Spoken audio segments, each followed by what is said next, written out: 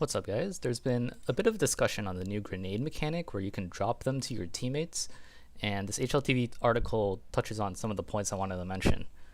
One of the ideas is to stockpile or to slightly offload some utility towards one of the bomb sites, and as Stiko mentions in this article here, from a CT perspective, stockpiling nades towards the area where it's much more valuable is happening, but this will make a gap elsewhere on the map, and Ts can use this information if they adjust their playstyle.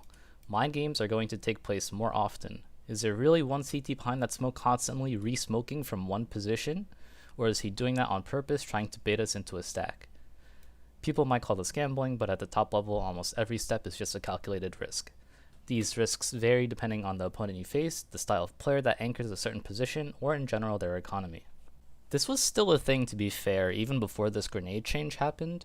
If you think about it, let's say you're a T on Inferno, you hear one smoke go down, and then you hear a second smoke go down after that first one, and then you hear a third smoke after the second smoke.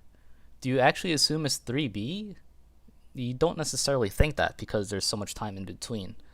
So now the question is it 2B? Is it 3? Is it 1? You don't actually know how many people are B, you just know that there's 3 smokes down. So the mind game already takes place, but now it's just a matter of turning that mind game from how many people are here right now to did they drop smokes to each other to help defend this bomb site. So as much as you could drop a bunch of nades to your teammate at another bomb site, you end up playing the weak side of the map, and thus it becomes harder to hold. You could argue the Ts don't necessarily know what utility you have, and yes, that's true, but you can also kind of grenade check, or not stat check, but grenade check your opponents by throwing map control and just seeing if there's going to be a reaction towards that map control. Or you could throw an execute, wait for a reaction, and then maybe try to do like some secondary hit, although that's kind of expensive. Kind of uses up all your smokes, but that's the idea. For now, I think stockpiling can be good if you don't do it too heavily. Like, you don't want 5 smokes on B on Inferno, probably, right? You probably want to save some of it for like your A hold. Like if you're a pit player, you kind of need your smoke. But I'm sure there's going to be a way to counteract this and find a way to deal with potential stockpiles of grenades, and I'll let the pros figure that out. We can just wait until IEM Fall, which, by the way, is using the latest update, which is going to be kind of wild, honestly, but hey, at least there's going to be like professional data to kind of see what happens, basically. Striker, who is also part of the HLTV staff, also talks about this change. He says that it removes certain guarantees of how many opposing players are in an area if you see multiple of the same type of utility landing one after another. But it also creates a new layer of reading the game, such as being able to tell when it's just one person throwing grenades or multiple players, even if it's admittedly not always going to be possible.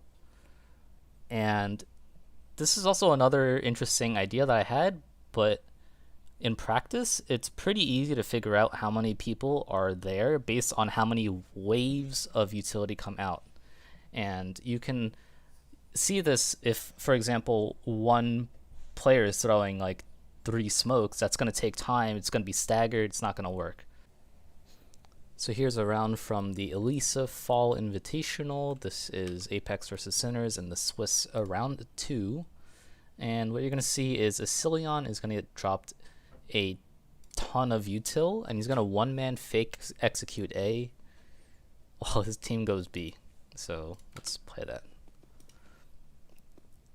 So you can see a bunch of nades are actually being dropped, right? It's like 6 flashes, an extra smoke, and he has his own smoke. Meanwhile, the rest of his team are indeed going B. And from Cilion's point of view, I mean, he's just going to be throwing util. Not really much to say there. And if we look at it from this perspective here, you can see that Shock is playing CT, and he should be able to notice that it's one smoke coming out first, and then the second smoke coming in later, and these flashes are coming in one at a time.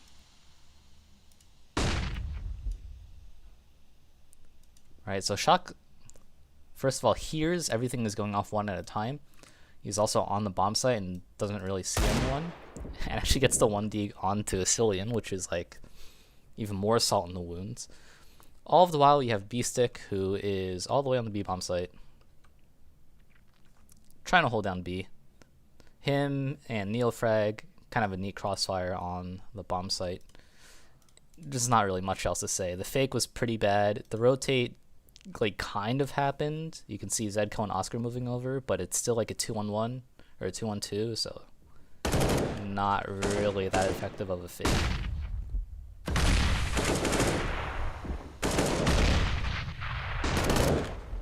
Finally, there's the idea of dropping a flash or even a decoy to pretend it's a right-click throw and you're going to peek your opponent.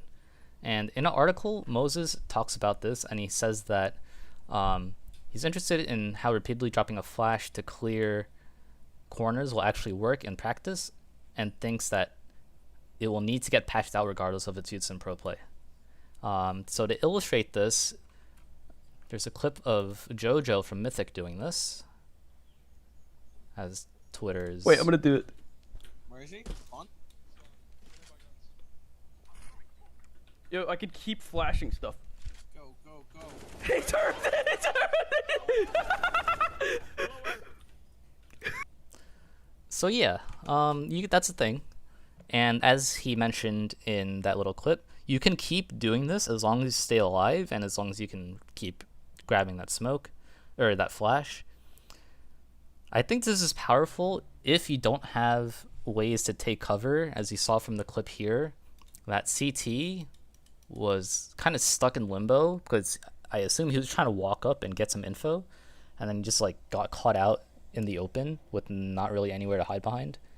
If he was behind the box on the right here, or even behind this box, he could totally just unpeek and just wait for that flash to pop, or wait for like however long it takes for a flash to pop and then peek. Issue is, if there's an opper doing this, who's going to post up after you do this, after you fake throwing a flash, then that's a problem. So overall, I do agree with Moses. I think this should get patched out somehow, but how do you patch out not being able to throw flashes as a fake flash while maintaining being able to drop a flash for your teammate, right? That sounds a little difficult, maybe impossible. They might need to rework the whole system if they're going to do that, so it's a little unfortunate. So overall, I'm excited to see how the changes come, especially in pro play. I haven't seen actually any of the games on the new patch. I haven't been paying attention to this tournament, so oops. But I think in your normal MM games, it's not going to be too different. It takes a lot more teamwork than you think to toss a flash to your teammate, because you could just toss one yourself, right?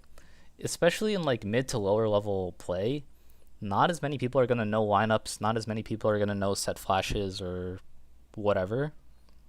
So like asking your teammate, yo, give me your smoke, I can throw this, is like, yeah, you could, but you know, do you really need to?